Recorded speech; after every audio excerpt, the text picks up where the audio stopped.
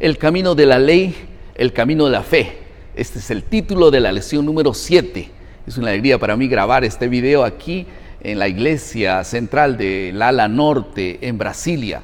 Una linda iglesia que sábado tras sábado está siempre llena. Y vamos a hablar un poco sobre la razón de la existencia de la ley. Aquí en mis manos yo tengo un manual, una guía de este programa de Microsoft que habla acerca de este programa Office Outlook, que es un programa que usan mucho en internet, y este libro fue hecho específicamente para explicar el paso a paso de este programa. Ahora, ¿cuál es el programa o cuál es tal vez la guía que nosotros tenemos para ser orientados en el camino de la fe? Vamos a hablar esta semana de dos asuntos específicamente. En primer lugar, vamos a hablar sobre la razón de ser de la ley, y en segundo lugar vamos a hablar sobre el ayo de Gálatas capítulo 3, versículo 23. Vamos a comenzar con la primera parte. ¿Cuál es la razón de la existencia de la ley? Pablo comienza todo su raciocinio haciendo dos preguntas. La primera pregunta que él hace está en el versículo 19 y él dice, ¿cuál es la razón de ser de la ley? Y después él hace una segunda pregunta y dice, ¿la ley es contraria a las promesas de Dios? En el versículo 21. Y entonces él comienza a poder dialogar, especialmente con su público, que es un público difícil. Son los judaizantes y las doctrinas que nosotros ya vimos a lo largo de este trimestre, de querer ser obedientes a la ley de Dios para salvarse y también tener fe en Jesús. Había una confusión allí. Y entonces cuando él hace esta pregunta, después de haber hecho tanto énfasis en la fe, él casi está poniendo en la boca de los judaizantes una respuesta. ¿Cuál era la respuesta?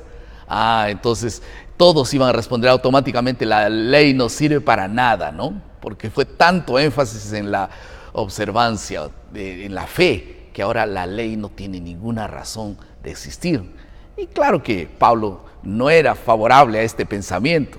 Inclusive Pablo era acusado y atacado por los judaizantes por ser contrario a la ley. Esto está en Hechos capítulo 21, 28, cuando dice que él enseñaba contra la ley, cosa que era totalmente falso.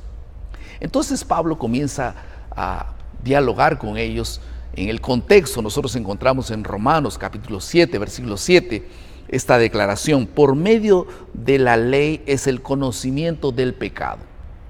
En primer lugar, si no hubiese entonces ley, nosotros no sabríamos qué es mentir, qué es robar, qué es adulterar.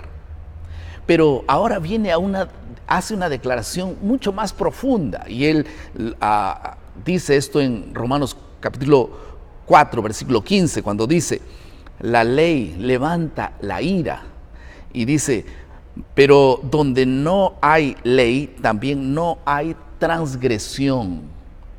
En la cabeza de Pablo había una diferencia entre pecado y transgresión. La palabra pecado en Pablo siempre tiene que ver con una falta que uno comete, pero no sabe si esta falta es pecado. En otras palabras, un pecado por ignorancia.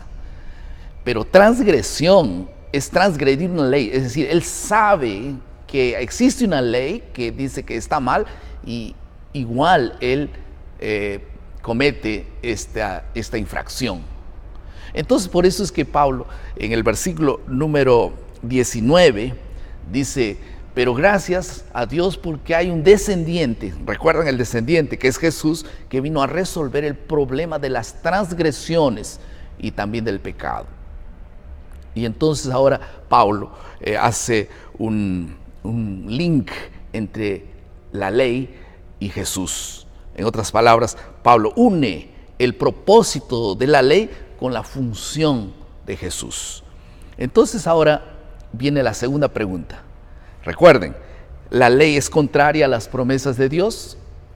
Entonces la respuesta de Pablo fue, de ningún modo, porque la ley no podría ser contraria a las promesas de Dios, porque la ley es complementaria a la promesa que Dios dio en Jesús. Entonces la ley señala el pecado y la promesa provee la solución para el problema del pecado. Esto es así.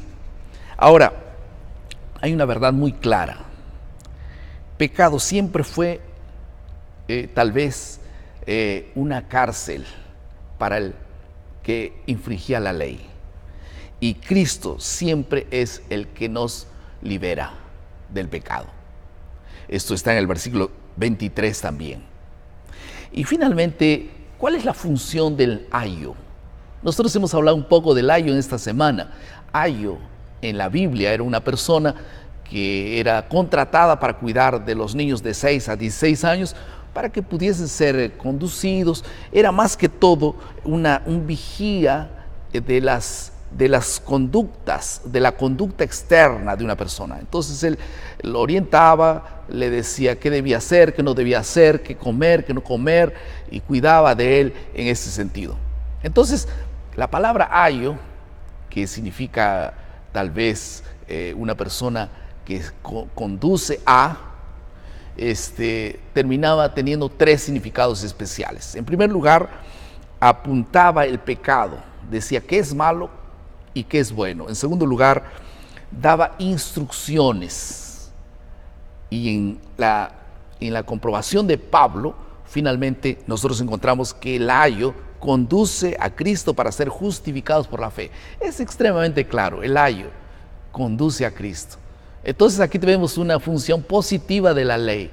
Hasta aquí la ley estamos bajo la ley, estamos esclavos de la ley. ¿Por qué? Porque estar bajo la ley significa 2 cosas fundamentalmente. En primer lugar, pretender ser salvos por las obras de la ley. Y en segundo lugar, porque todo aquel que comete pecado es realmente apuntado por la ley y acusado por la ley y está debajo de la ley. Ahora, cuando nosotros aceptamos el remedio y dejamos de ser transgresores de la ley, nos colocamos un nivel encima de la ley. Entonces la ley no nos acusa.